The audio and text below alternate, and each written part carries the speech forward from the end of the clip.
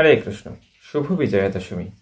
এই মুহূর্তে যে যেখান থেকে আমাদের আজকের এ পর্বের ভিডিওটি দেখছেন সকলকে জানাচ্ছি শুভ বিজয়ার শুভেচ্ছা।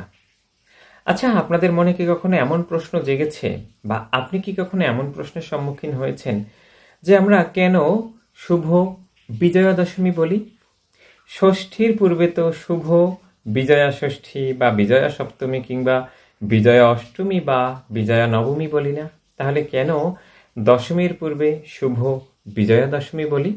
এর পিছনে কি এমন তাৎপর্য আছে? হ্যাঁ, আজকের ভিডিওর মাধ্যমে আমরা তেমনই 3টি পৌরাণিক ইতিহাস বা তাৎপর্য জানার চেষ্টা করব। আমরা আরও জানার চেষ্টা করব এই বিজয়া দশমীতে আমাদের কি করণীয়। তো চলুন শুরু করা যাক। যেহেতু এখন দুর্গাপূজা চলছে, যদিও এই দুর্গাপূজার যে আনুষ্ঠানিকতা সেটি শুরু হয় মহালয়ার মধ্য থেকে, এবং মহালয়ার পরে যে প্রতিপদ অর্থাৎ আশ্বিন মাসে শুক্লপক্ষের প্রতিপদ তিথি থেকেই দশমী পর্যন্ত এই দুর্গাপূজার মূল আনুষ্ঠানিকতা। কিন্তু আমরা বঙ্গবাসী মূলত 5 দিন এই দুর্গাপূজার অনুষ্ঠান পালন করে থাকি। সেটি হচ্ছে ষষ্ঠী, সপ্তমী, অষ্টমী, নবমী এবং দশমী। তো দশমীর দিন মূলত দেবী দুর্গাকে বিদায় দেওয়া হয়।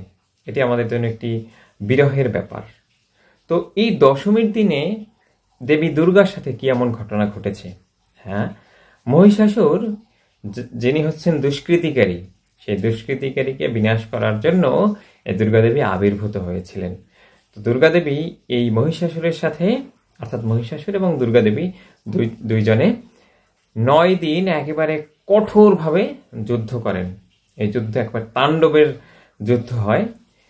সেই আশ্বিন মাসে শুক্লপক্ষের দশমী তিথিতে যুদ্ধে দেবী দুর্গা, যিনি হচ্ছেন দশভুজা, তিনি রূপ পরিবর্তনকারী এই মহিষাসুরকে তিনি পরাজিত করেন, তাকে বধ করেন। তাকে বধের মাধ্যমে কি হয়? অপশক্তির পরাজয় ঘটে এবং শুভ শক্তির বিজয় ঘটে।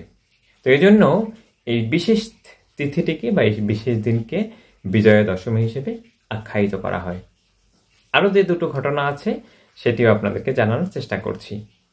যখন কুরুক্ষেত্রের যুদ্ধ হয়, কুরুক্ষেত্রের যুদ্ধে 2টি পক্ষ থাকে, একটি পাণ্ডব পক্ষ, একটি কৌরব পক্ষ। তো আপনারা জানেন যে পাণ্ডব পক্ষ তারা ন্যায়ের পক্ষে অবস্থান করছিলেন এবং পরমেশ্বর ভগবান শ্রীকৃষ্ণ সেই পাণ্ডবদের পক্ষেই ছিলেন।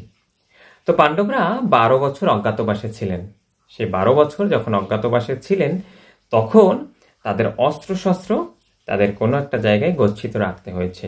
তো তাদের সেই দিব্য অস্ত্রগুলো একটি দিব্য বৃক্ষের কাছে তারা গচ্ছিত রাখেন, এবং এই আশ্বিন মাসের শুক্লপক্ষের সেই দশমী তিথিতে সেই দিব্য বা দৈব বৃক্ষের কাছ থেকে তারা তাদের অস্ত্রগুলো আবার বিজয় লাভ করেন, এবং সেই অস্ত্র দিয়ে যুদ্ধ করার মাধ্যমেই কুরুক্ষেত্রের রণাঙ্গনে তারা কৌরব পক্ষকে পরাজিত করেন, যাদের পঞ্চপাণ্ডবের চেয়ে কয়েক গুণ বেশি সৈন্য ছিলেন।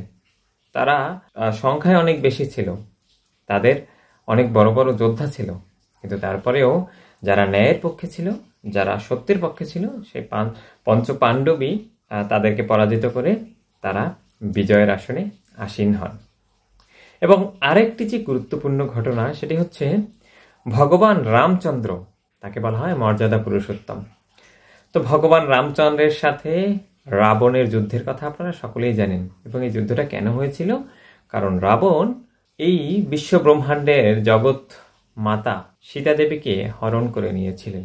তো এই সীতা দেবীকে হরণ করার পরে রামচন্দ্রের সাথে সেই লঙ্কা অধিপতি রাবণের তুমুল যুদ্ধ হয়, এবং এই আশ্বিন মাসের শুক্লপক্ষের সেই দশমীর দিন, অর্থাৎ সূর্যাস্তের কিছু পূর্বে রামচন্দ্রের হাতে লঙ্কা অধিপতি রাবণ পরাজিত হন। তো এটা যদিও তার সে পরাজয় মানে পরাজয় নয়, তার পরাজয় মানে ভগবানের কাছে সমর্পিত হওয়া। তো যাই হোক, যেহেতু ভগবানের লীলা পরিপুষ্ট করার জন্য ভগবান এটি করেছেন, তো আমরা সেখানে এটাই বুঝবো এবং এটাই আমরা শাস্ত্র সিদ্ধান্ত অনুসারে পাই যে আসুরিক শক্তির পরাজয় ঘটেছে এবং দৈব শক্তির বিজয় ঘটেছে। তো সেই দিনও সেই রামচন্দ্রের সেই বিজয় উল্লাস করা হয়।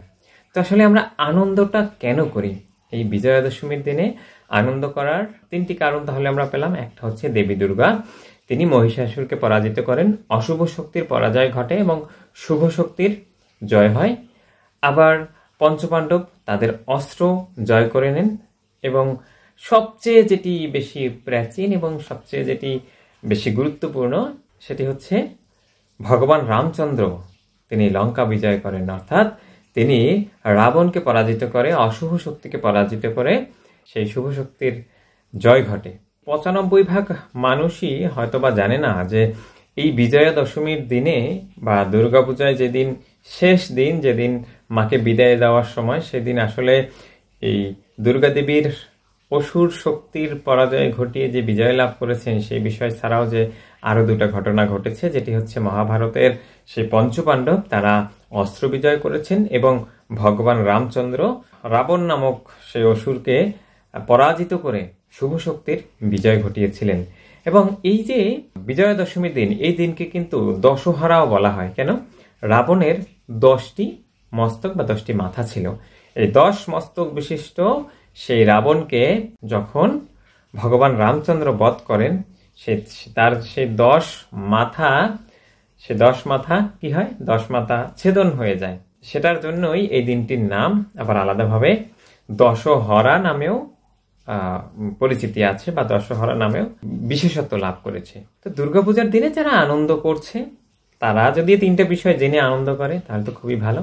কিন্তু এই যে বললাম যে 90%-এরও বেশি মানুষ জানেই না যে তারা আসলে কেন আনন্দ করছে। কোথাও কেউ গল্প করছে, আমি গল্পটা না শুনেই তারা সবাই হাসছে তাই আমি হেসে দিলাম, বা তারা সবাই কাঁদছে তাই আমি কেঁদে দিলাম। তা আমি এই গল্পটার কোনো মানেই বুঝলাম না।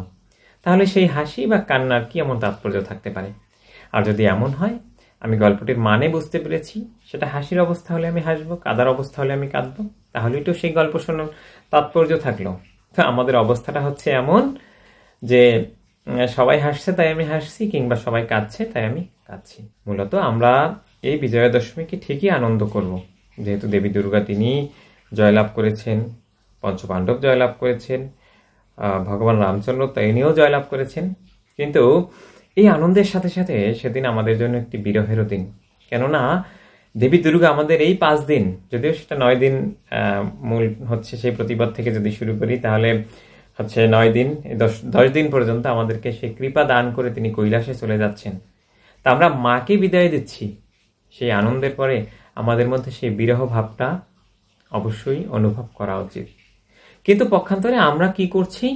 আমরা যেটা করছি, সেই বিদায় মুহূর্তে মায়ের সামনে অশালীন পোশাক পরে, অশালীন যে খারাপ শব্দে যে গান, যেই গানগুলো আসলে পূজার সাথে কোনোভাবেই যায় না, সেই গানগুলা বাজাচ্ছি, সেই গানগুলা গাচ্ছি, এবং যেটা সম্পূর্ণরূপে শাস্ত্র বিরুদ্ধ, শাস্ত্র যেটার কখনোই কোনো সাপোর্ট দেয় না, সেখানে বসে সে ধরনের কোনো কর্ম করছি। সেখানে মদের আসর হচ্ছে, সেখানে গাঁজার আসর হচ্ছে, তাসের আসর হচ্ছে, সেখানে পান, বিড়ি, সিগারেট, এতে সয়লাভ হয়ে যাচ্ছে। তো মায়ের বিদায়ের সময় কোনো সন্তান কি এটা করতে পারে? সাধারণ সেন্স দিয়ে একবার যদি আমরা ভাবি, তাহলে এটা কি আসলেই করা যায়? আমরা তো একজন বয়োজ্যেষ্ঠ ব্যক্তির সামনেই বিড়ি, সিগারেট কিংবা পান বা অন্য মদ, গাঁজা, ভাং এগুলো খাওয়ার কথা বা ধরার কথা চিন্তাও করতে পারি না। সেক্ষেত্রে জগৎজননী দুর্গাদেবীর সামনে কিভাবে সম্ভব? যাদের সাধারণ সেন্স কাজ করে তাদের পক্ষে কি কোনোভাবেই এটা সম্ভব? মাকে বিদায় দিচ্ছি, সেই বিদায়ের সময়টা তো আমাদের হৃদয় কোমল থাকবে, আমাদের হৃদয় ব্যথিত থাকবে, কিন্তু তার পরিবর্তে আমরা পৈশাচিক আনন্দে মেতে থাকি। আমরা ছোটবেলায় দেখেছি যে এই বিজয়া দশমীর দিনে আমাদের মায়েরা মাকে সিঁদুর দান করেন, যে মা কৈলাসে চলে যাচ্ছেন, আবার নিজেরাও সেই সিঁদুরকে আশীর্বাদ হিসেবে গ্রহণ করেন। তো এখন সমাজটা যেন উচ্ছন্নায় যাচ্ছে। সমাজের যারা পদস্থ কর্মকর্তা কিংবা পদস্থ ব্যক্তি, যাদেরকে মানুষ অনুসরণ করেন, যেমন গীতায় বলা হচ্ছে যজ্জত আচরতি শ্রেষ্ঠ তত্ত্বত বৈতরা যেন, যে শ্রেষ্ঠ ব্যক্তি যা কিছু আচরণ করে সেটা হচ্ছে সাধারণ মানুষ ফলো করে। কিন্তু যাদেরকে আমরা শ্রেষ্ঠত্বের আসনে বসিয়েছি তারাই এই ধরনের অপকর্মগুলো বেশি করছে। তা আমি সকলকে অনুরোধ করব, এই বিজয়া দশমীর এই শুভক্ষণে সকলে যাতে মাকে সেই খুব সুন্দরভাবে বিদায় দিতে পারি।